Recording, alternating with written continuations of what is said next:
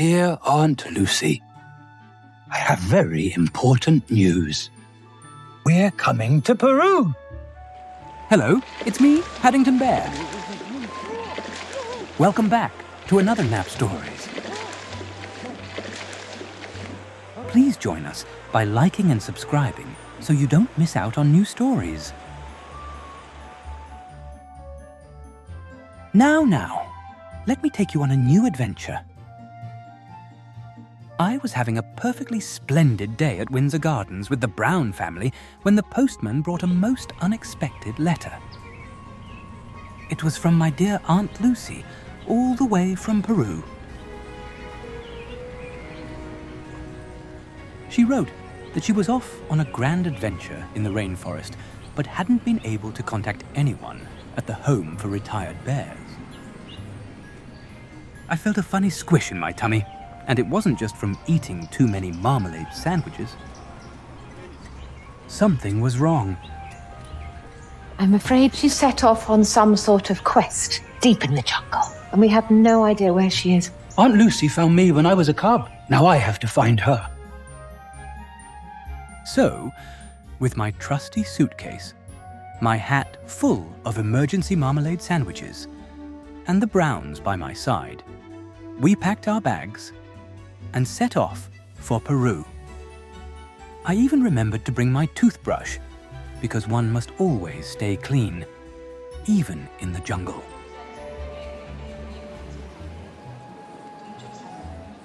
Traveling to Peru was an adventure in itself. I wore my best red hat and blue duffel coat, of course.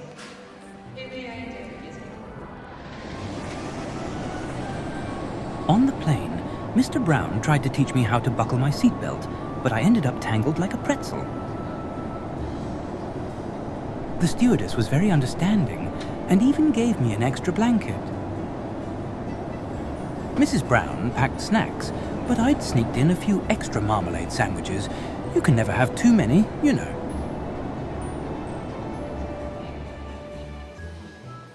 We met an eccentric explorer named Cabot, who wore more feathers than a parrot and kept telling stories about treasure maps and ancient ruins. There was also a geologist named Miss Hardwick, who had the sneakiest eyes I'd ever seen and a peculiar habit of polishing rocks during dinner. Welcome to Peru. When we landed in Lima, the sun was shining. The air was thick with excitement, and I felt hopeful. Aunt Lucy, here we come.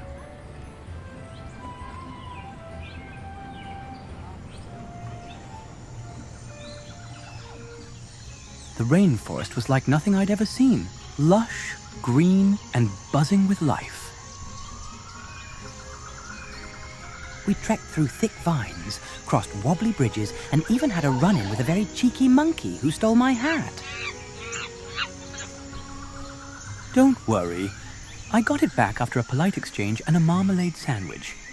He turned out to be quite the gentleman monkey.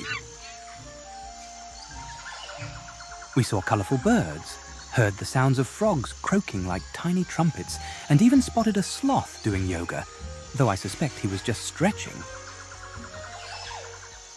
The locals were ever so kind, sharing stories about Aunt Lucy's journey deeper into the jungle. But something felt odd. Miss Hardwick seemed too interested in our clues, and I spotted her sneaking around at night, whispering into a strange, shiny device. I had a feeling we weren't the only ones looking for Aunt Lucy. One day, after trudging through mud and losing my boot in the process, thankfully bears have tough paws, we stumbled upon an ancient Incan temple. It was covered in moss and sparkled under the sunlight, like it held secrets of its own. The carvings on the walls told stories of ancient bears and their guardianship of the forest. Inside, we found signs that Aunt Lucy had been there. Her scarf was draped over a stone, and there were tiny paw prints in the dust. But before we could celebrate, Miss Hardwick revealed her true colors. She locked us inside with a smug grin, cackling about finding a treasure. I must admit, I was quite cross, but not for long. A bear must always keep his head in tricky situations. Locked in the temple, the Browns were getting worried, but I had a plan and a marmalade sandwich hidden under my hat. Emergency snacks are very important. I used the sticky marmalade to glue together broken pieces of an ancient lever, and with a big heave-ho, we opened a secret passage. Of course, I may have accidentally set off a booby trap, but what's an adventure without a little excitement? We narrowly escaped a rolling boulder, just like in the movies. We dashed across a collapsing bridge and tiptoed past a nest of very grumpy bats.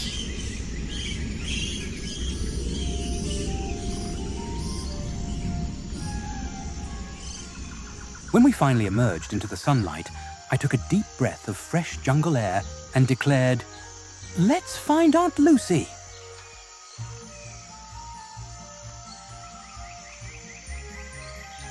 At long last, we found Aunt Lucy in a beautiful hidden grove.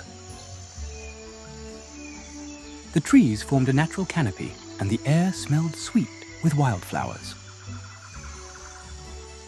She looked just as I remembered. Kind eyes, warm smile, and a bit of marmalade on her fur. Some habits never change.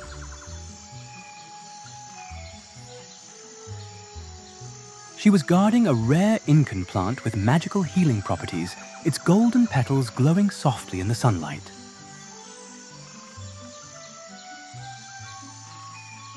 But just as we hugged, Miss Hardwick appeared, demanding the plant. Aunt Lucy stood tall, and I stood even taller on Mr. Brown's shoulders. We weren't going to let her take it. A wild chase through the jungle began. Miss Hardwick was fast, but I was faster, especially when sliding down muddy hills on my suitcase. It's quite aerodynamic. We weaved through towering trees, swung from vines like jungle gymnasts, and even rode on the back of a friendly capybara named Carlos.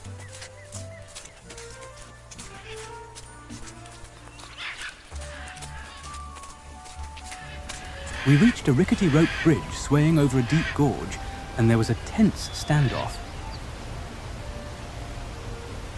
I offered her a marmalade sandwich because even villains deserve kindness, and she paused just long enough for the local authorities to arrive. Turns out, even the sneakiest geologists can't outrun jungle justice.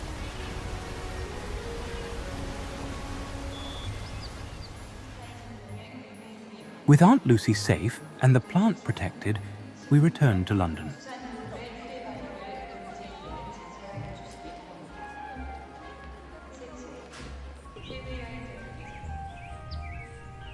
Aunt Lucy marveled at Windsor Gardens, saying it was even more beautiful than she had imagined.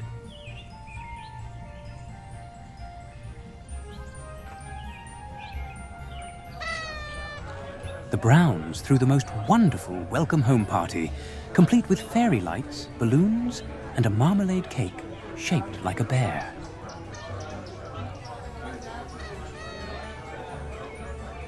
There was music, dancing, and of course, mountains of marmalade sandwiches. Even Mrs. Bird joined in the conga line. As I sat with Aunt Lucy under the twinkling lights, I realized that the greatest treasure of all wasn't hidden in a jungle. It was the family and friends who made every day an adventure. And with that, I raised my sandwich high and said, "To home, sweet